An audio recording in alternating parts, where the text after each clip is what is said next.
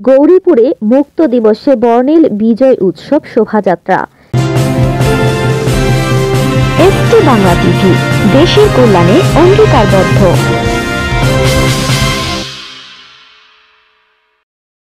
ST Bangla TV, Abdur Rauf দুদু, গৌরীপুর ময়মনসিংহ প্রতিনিধির পাঠানো প্রতিবেদন নিয়ে দেখুন বিস্তারিত। ময়মনসিংহের গৌরীপুর মুক্ত দিবস উদযাপন উপলক্ষে রোববার ৮ ডিসেম্বর ২০২৪ উপজেলা প্রশাসনের উদ্যোগে ইউএনও মোহাম্মদ শাকিল আহমেদের নেতৃত্বে বিজয় শোভাযাত্রা শহরের প্রধান সড়ক প্রদক্ষিণ করে। বিজয় উৎসবে অংশ নেয় দেশের শীর্ষ পাঠকপ্রিয় জাতীয় দৈনিক যুগান্তরের দেশ সেরা পাঠক সংগঠন গৌরীপুর যুগান্তর স্বজন সমাবেশ। শোভাযাত্রা শেষে উপজেলা পরিষদ হলরুমে আলোচনা সভায় সভাপতিত্ব করেন ইউএনও মোহাম্মদ শাকিল আহমেদ। সঞ্চালনা করেন উপজেলা সমাজসেবা অফিসার মাহফুজ ইবনে আইয়ুব। বক্তব্য রাখেন বীর মুক্তিযোদ্ধা নাজিম উদ্দিন আহমেদ, মোহাম্মদ গিয়াসউদ্দিন, তোফাজ্জল হোসেন, গৌরীপুর থানার অফিসার ইনচার্জ তদন্ত আব্দুল মালিক, উপজেলা শিক্ষা অফিসার আঞ্জুমান আরা বেগম, দুর্নীতি প্রতিরোধ কমিটি সভাপতি মোহাম্মদ মতিউর রহমান মাস্টার, গৌরীপুর প্রেস ক্লাবের সাবেক সভাপতি বেগ ফারুক আহমেদ, যুগ্ম সম্পাদক শেখ বিপ্লব, দৈনিক যুগান্তরের গৌরীপুর প্রতিনিধি মোহাম্মদ রইস উদ্দিন প্রমুখ। স্বজন সমাবেশের কর্মসূচিতে প্রধান অতিথির বক্তব্য রাখেন নির্বাহী অফিসার মোহাম্মদ শাকিল আহমেদ। সঞ্চালনা করেন যুগান্তরের গৌরীপুর প্রতিনিধি মোহাম্মদ রইস উদ্দিন। সভাপতিত্ব করেন পৌর স্বজনের সভাপতি শ্যামল ঘোষ। আমরা স্বাধীন সার্বভৌম রাষ্ট্রে এখন বসবাস করছি। আমি প্রশিক্ষণ শেষে আমরা যখন সীমান্ত অতিক্রম করি, ওখানে আমাদের সঙ্গে পাক বাহিনীর তুমুল সংঘর্ষ হয়।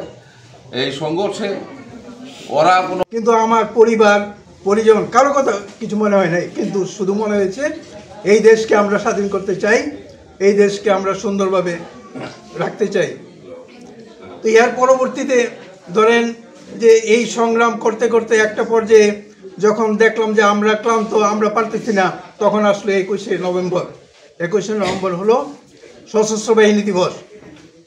যখন এইটা চতুর্দিকে দেয়া যখন বিমান হামলা হচ্ছে, তখন আমাদের একটা সাহস হয়েছে যে এখন আমরা এই যুদ্ধকে আরো বেগবান করতে পারবো, এবং আমরা সেইভাবেই আমি যেখানে গিয়ে অধিকার চাই সেখানে আমার অধিকার নাই কেন?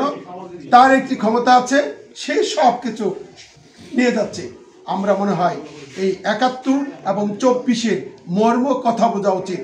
স্বাধীনতা, আমাদের যে বৈষম্যের বিরুদ্ধে যে লড়াই, সেই জায়গাটা আমাদের বোঝা উচিত। আমরা যদি এইটুকু অনুধাবন করতে পারি, তাহলে আমাদের শুধুমাত্র এই বিপ্লব হবে। আবারও আমরা যে ২৪ পেয়েছি, এর থেকেও যদি আমাদের শিক্ষা না হয়, আগামী দিনে হয়তো ৩০ নয় ৩৫ আবারও একটি বিপ্লব হবে। দেখা গেছে তারা আমাদেরকে স্বাধীনতা দিতে গিয়ে তারা নিজের জীবন দিয়েছে, প্রাণ দিয়েছে, রক্ত দিয়েছে, মা বোন তার ইজ্জত দিয়েছে। আজ স্বাধীনতার ৫৪ বৎসর পর আমরা কি দেখছি? আসলে আমরা পরাধীন। আমাদের শিক্ষা কর্মকর্তা মহোদয় বলেছেন স্বাধীনতা অর্জনের চেয়ে রক্ষা করাটাই কঠিন।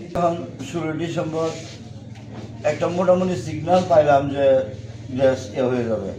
৮ ডিসেম্বর মানে কি? ওরা তো ইয়েতে তো ৩ তারিখ তো ইন্ডিয়া আমাদেরকে এই স্বীকৃতি দিয়ে দিয়েছে, ভুটান দিচ্ছে ২ তারিখ। তখন তো আমরা বুঝছি যে এখন তো আর বসে থাকার সময় নাই।